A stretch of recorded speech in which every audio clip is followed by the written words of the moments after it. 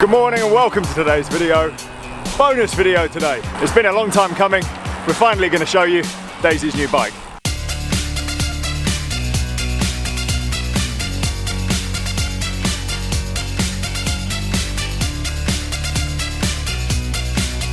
Finding a plain white wall around where we live is really difficult, so we've come to the train station. But it's kind of quiet here when there isn't a train going past. Today's video is dedicated to Daisy's new bike.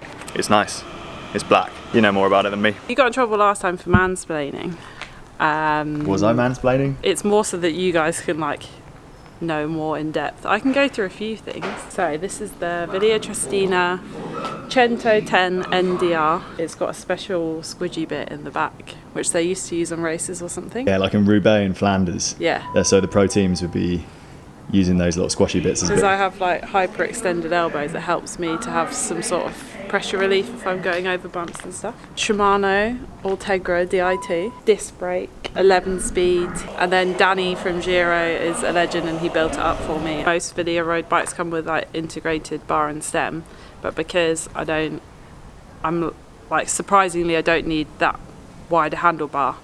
So Wilier didn't have it in stock, so we've kitted it out, and maybe you can talk about what.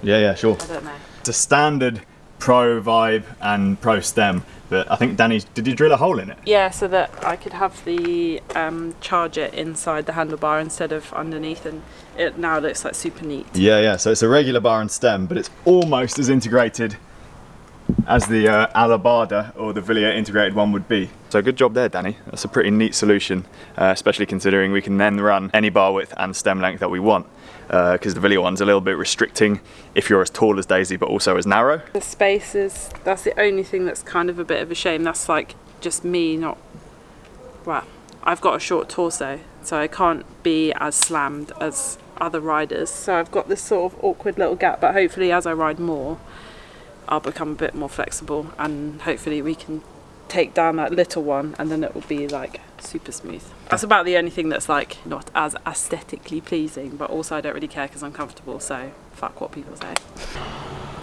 Oh, that's the hottest thing in the world. No, I can't lean on that. So regular viewers of the channel will know that Daisy's been riding an e-bike for the last 6 months. She's been getting quicker and quicker. It has been the best tool ever to get someone who has never been into cycling before to the level she's currently at. She's essentially outgrown it now, and we've got her this. Wilier did give us a discount on it, but she did buy it, so this is not an ad. And now she won't drop me on climbs quite as hard, because her e-bike adds 250 watts and she's doing 300 watts up the climbs. It's basically like trying to follow a rider doing 550 watts all the time.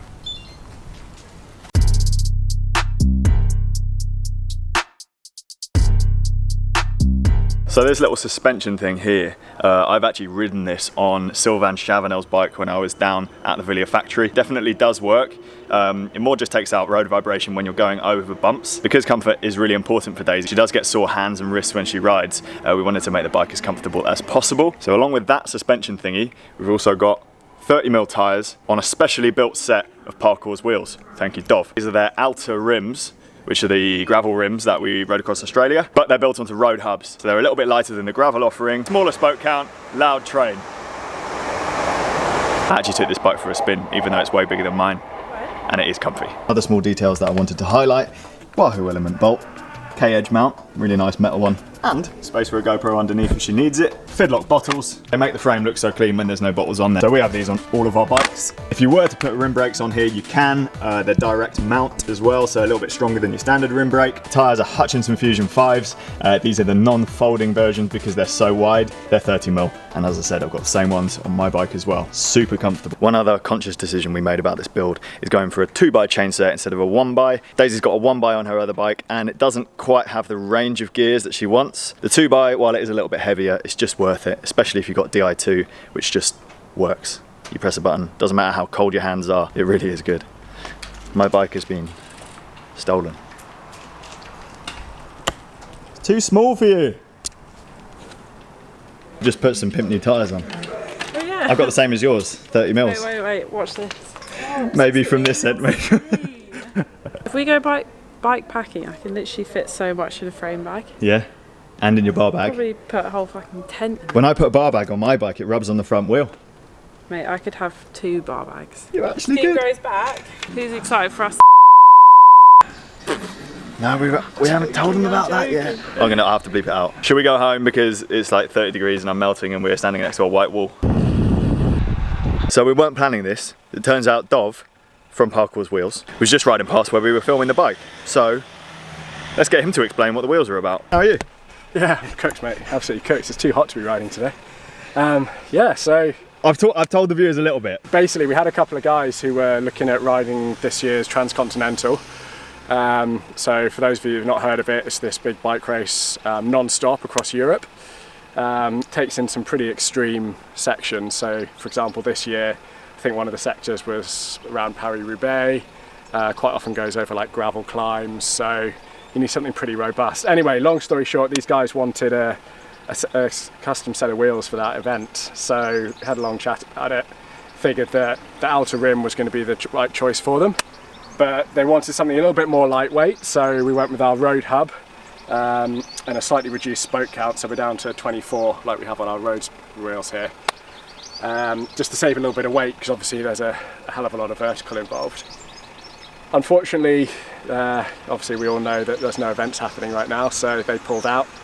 So had these lying around. They're slightly unique, bit of a one-off, and you got in touch, thought these would be awesome for Daisy's bike, because the nice thing you can do with it, you can run a nice wide tyre, have that nice low pressure, nice sort of super comfortable plush ride. Because they're extra wide. Exactly. Right, so how wide are they? So the internal rim is a 21, 22 mil.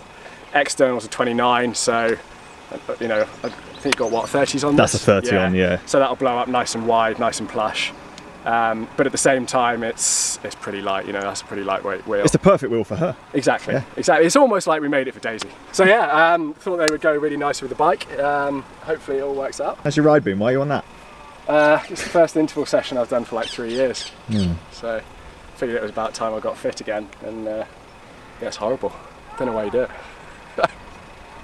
I'm going to take up like... I don't do it. That's fair. Might buy an e-bike next, that'll probably help me out. I've actually got another set of these in the warehouse still, because there were two of them, so it's not quite a one-off, it's a two-off, so if you want some, get in touch. There you go, I'll put a link down below. What's it like riding that compared to the e-bike? Okay, so it's hard because like on the flat I'm like 10 times faster. 10 times faster? You saw my average speed. 250 kilometers an hour. I'm not that much faster, but like my average speed is faster on a flat ride, like when I've been riding to and from my parents' house. But uphill, I'm so used to hearing the motor kick in and like give me a little push, like even like a tiny incline, it just helps you out. So that side is really hard. I don't know, we rode in Richmond Park together. How did you think I did up the hill? It's almost exactly the same as riding with the e-bike. Obviously, like, if we went to the Surrey Hills, that would be a different thing, I think. It would be weird if the e-bike wasn't significantly faster. I know I'm not going to be as fast. But how much fitness have you got from it? Yeah, that it translates. It's cool, isn't it? I would still recommend an e-bike, but it's fun to have the option now for both. And I can obviously just keep that for gravel and things that are harder, and then have this new road bike for chilled rides.